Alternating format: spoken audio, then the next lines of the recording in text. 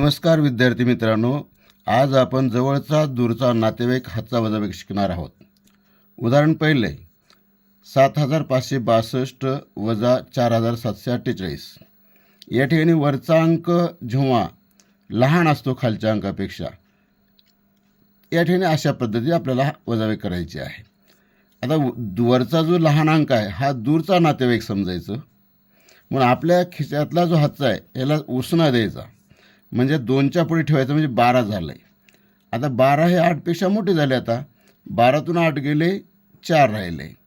आता काय करायचं, या ठिकाणी हा जो 4 आहे हा जवळचा नातेवाईक आहे, म्हणून काय करायचं, याला जो दिलेला हातचा आहे वरचा उसना दिलेला तो घ्यायचा आणि ह्याला कायमचा देऊन टाकायचा, म्हणजे इथं झाले 5, म्हणजे कायमचा द्यायचा म्हणजे त्यामध्ये मिळवायचा। 4 अधिक 5 झाले।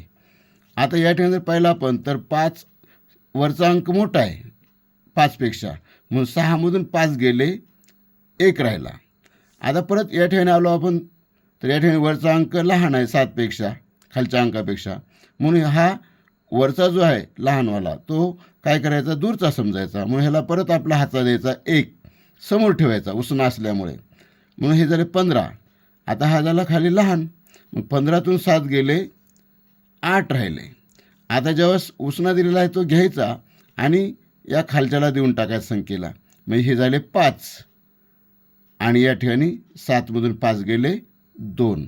अशा पद्धतीनं वजाबाकी करायचे।